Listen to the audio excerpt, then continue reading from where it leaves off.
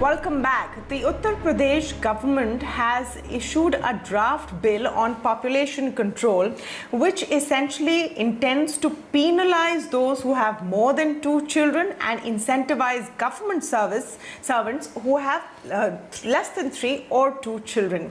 So the penalty would be that they would not be allowed to stand in local body elections. There would be some government schemes that they would no longer be able to access, and the list goes on. Now, the bill has created a controversy. It's a draft bill right now and open to public feedback for some time, but it has created a huge controversy and a whole political fight has erupted over it, with opposition parties saying that this is just a ploy, a strategy to target minority communities, especially ahead of the Uttar Pradesh State Assembly election. Meanwhile, the BJP government in Assam under Himanta Biswa Sarma has also talked about a 2-child policy being incentivized and people with more than 2 children being left out of certain government schemes as a disincentive. The 2-child policy is not a new concept in India. It has been attempted for a long time. The infamous episode post-emergency of forced male sterilization is still very well known, and since then there have been several government schemes which tend to incentivize having less children. The reasons are obvious. We of course have a large and growing population, the second largest in the world, and a large population means there is a stress on resources. We saw that firsthand during the COVID-19 pandemic as well, when it came to health infrastructure specifically. The question is a population control law or a policy the best way forward? To speak on this, I'm joined now by Poonam Muttreja, K.S James and Rami Chhabra. Ms. Muttreja, let me start by getting your view on the idea of law as a tool of population control. It is a flawed idea. It has not succeeded even in India, when we had, as you mentioned in your introductory comments, we had 2-child norm bills for Panchayat Raj only in 12 states of India over the last 20 years. And they not only failed to show any success, but 4 states withdrew. And there was a study done by Nirmala Butch, who was a very senior bureaucrat in the Madhya Pradesh government. And the study showed 3 horrendous outcomes. First, it was only for panchayats, and men began to divorce their wives. 2, so that they don't lose the opportunity or continue as members of Panchayat Raj institutions. 2, they gave their children for adoption. And 3rd, there was a huge increase in sex-selective abortions. And that is one of the reasons, the last and one more, that China, amongst other reasons, gave up the 1-child policy, 2-child policy, and now has come to 3-child policy. But it has left behind huge complexities and horrendous circumstances, like very high sex ratios, more men than girls, and girls being aborted. But the worst is in India, we already have very high sex ratios. And if we were to do a strict 2-child norm, there would be, it will further decline. The sex ratios will get further adverse. And because unlike China, where they have a son preference, we not only have son preference, but we have daughter aversion. We don't want to have girls, whether it's dowry or other social norms and so on, but it is a reality. And so how will we deal with that? We'll have a situation like Haryana, where they're buying brides from Assam. Finally, I would like to say there is global evidence against incentives and disincentives and coercive population policies, where India has signed, is a signatory in the International Conference for Population Development in Cairo in 1994, where globally the countries, 189 countries agreed doesn't work, incentives don't work, disincentives don't work, and we have very limited budgets for health. We have very little budget within the limited budget of health for family planning, barely 6%, of which contraception is really low, and there are better ways to do it. The whole of South, whether it's Kerala, Lakshadweep, and even states in the Northeast. One minute. Let's Ms. Muttreja, let's get into let's look at this in a little bit more detail and get other people in as well. Let's keep the conversation moving. Ms. James, so Poonam Muttreja has outlined her concerns over any kind of coercive population law coming into place. Now, as far as incentivization is concerned, or as far as, educational attempts have been, concerned, these have been going on for decades now and have not really shown much impact. What do you think should be done then? And let's answer the basic question. Do we really need a population control measure or a law in the first place? If you ask a question whether population control measures are needed, I would say yes, we need it. But the question is that what should be the approach to have the population control? I think the population is no denying the fact that in the population or the fertility has been declining in India for very drastically over the last 20 years. If you really look at the fertility transition trajectory, you would say that almost 2% per annum decline was there for the last 20 years, which is substantial, which is not a very small in number. So that means that actually we have almost reached, or we can say we have reached a replacement level fertility at the national level, but there are wide variation across. There are different states which are very high fertility. We have different districts with high fertility. We have different socioeconomic groups with high fertility.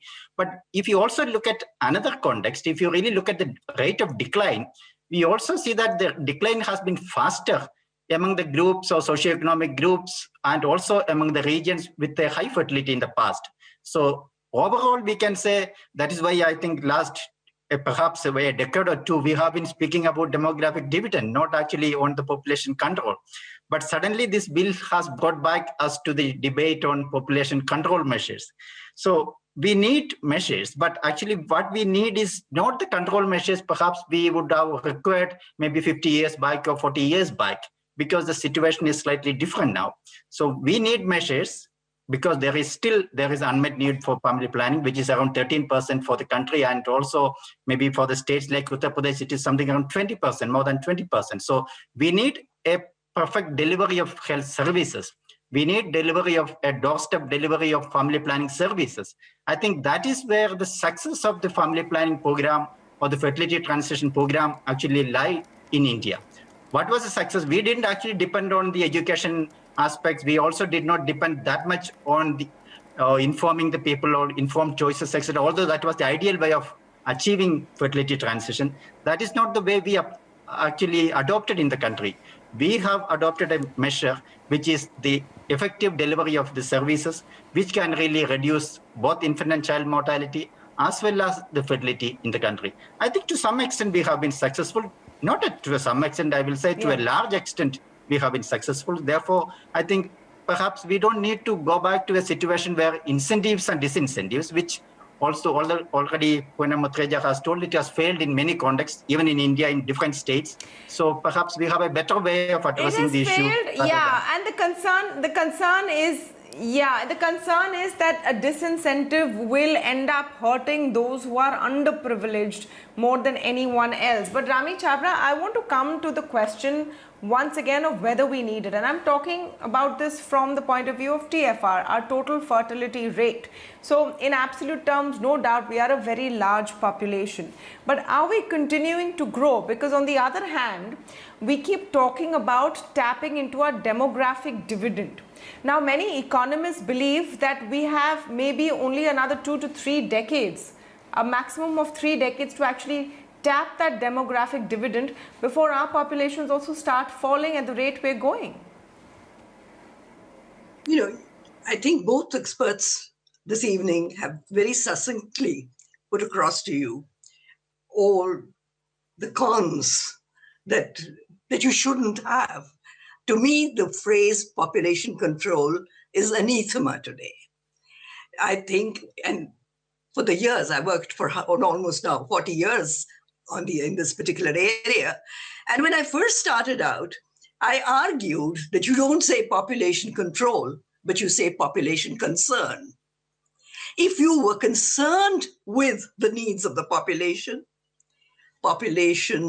would automatically constrain itself. That's the finding that we have across the world. That's the finding that we have from state after state in this country. And that's the finding that we have across groups in the country, that where there is education, there is employment, where there is even that faint hope of something happening, family planning is accepted because women want it. I came into family planning post the emergency because I was so appalled with what was happening to women, because family planning had been abandoned at that point because it had become politically controversial. And I went right into the Jama Masjid and the Turkman Gate area, which was explosive at that time. And women sat with me. Of course, I had to go with people that they trusted and knew. And women sat with me and said, "Ye sab kuch to hua, ye bahut galt hua. Par humko to koi rasta upay chahiye na, tarike se chahiye." So your answer is not force. Your answer is to look at the needs of the people. And the needs of the people are not only just family planning. No, but let me come in here. Let me come in here. So there is no. I don't know. Okay, so just 1 minute, ma'am. What? Just 1 minute, ma'am. There is no.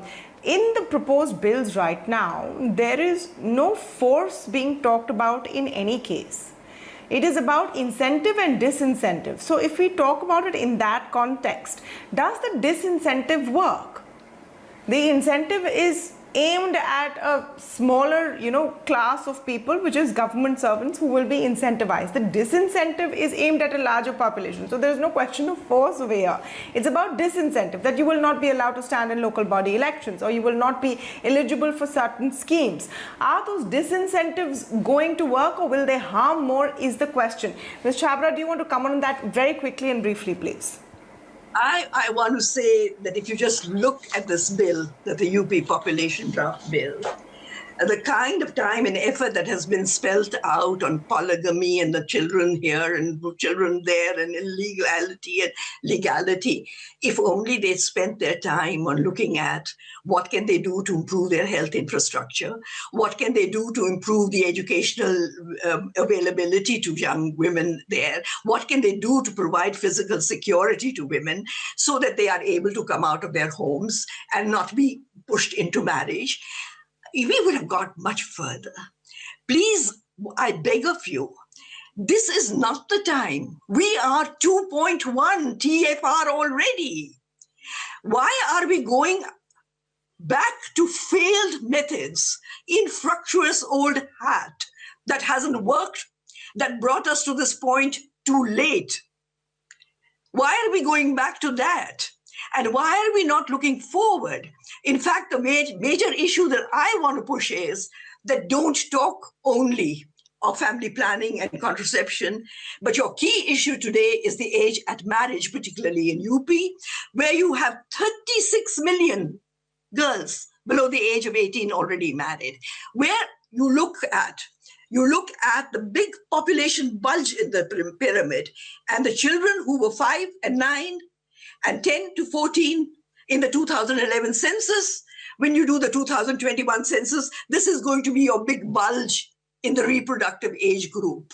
And if all these people are going to marry at the ages at which they marry in UP, and of course Bihar, Madhya Pradesh, Rajasthan, and they're going to have children immediately after, which is the pattern, then you do have problems. So you need to look at the age at marriage, and you need to, one other issue that you need to look at very carefully. So look at age of marriage. Yes. moment. Yes, I'll come back to you. Let me come back to Ms. Poonam Muttreja on now what can be done. Yeah, let's keep it moving. Let's come to Poonam Muttreja on what can be done now. You say that disincentives are not working, incentivizing is not working, but we do agree that the resource that is being expended on the size of our population is a problem. We cannot keep growing at this rate for sustainability, and frankly, on a global scale, the human population cannot be expanding at this current rate to sustain life on Earth. So that is the larger issue. Then what must be done? Do we have to go back to the drawing board and talk about education of girls? Today, Nitish Kumar, the Bihar Chief Minister, says educate girls, that will be better. Increase the marriageable age. Do you think those are the measures you would agree with? Totally, and it has happened in Bihar. Also, 5, which Dr. James leads, are very good outcomes for Bihar, and I'm expecting equally good outcomes for UP when the data comes out 2 months from now. Secondly, there are two parallel processes going on in UP. There is an excellent population policy that was released by the Chief Minister of UP just on this Sunday. And it has all of this, age at marriage, everything that Rami said we need to do. It has a brilliant plan, quite low cost. We were involved with the formulation of the policy, and we are so proud that the Chief Minister released that policy on World Population Day with a brilliant introduction, focusing on gender. He talked about women's empowerment, changing social norms. Then there is this parallel process, which is the bill, which is being led by the judiciary, retired judge in the Law Commission. It is a list of incentives and disincentives, and they have tried to be very creative. And most of them are against, they won't even stand in the court if they are challenged, which I hope they will not even, if we won't reach that stage. And I'll give you an example. The fact that they have said they are going to stop giving rations, they will stop giving rations for anyone who has more than 2 children. They'll only give for 4. What is the fault of the third child, or if someone has an additional child above 2? That child will not go through government school education subsidized. This is against the child of the child as well as the unborn fetus. Then there are things like, the spouse, what happens if a man will force his wife to go for an unsafe abortion? 90% of the abortions are safe in this country. But why go that route when you have a great population policy in which you have everything that is there, which has been tried, tested in other parts of India, other parts of the world? You have neighborhood, you have Bangladesh, you have Indonesia, where fertility rates have declined very fast because they gave a method mix. And as Dr. James said, they went to the doorstep delivery. That's what people need for family planning. And finally, the technical group on population projection. No, and also as the point was made earlier, that China learned from its mistake, which they thought was a mistake when they saw that their population was reducing. Their one-child policy, which was a coercive one, also backfired. So there's no doubt that we need to, I would not say control, but definitely diminish the rate at which all of us are growing. There should definitely not be a sense that this is being communicated at a certain set of people or a certain community. If that is the political messaging, then it may backfire. Thank you so much to all of you for joining us this evening on the India Development Debate. We'll be back with a lot more tomorrow.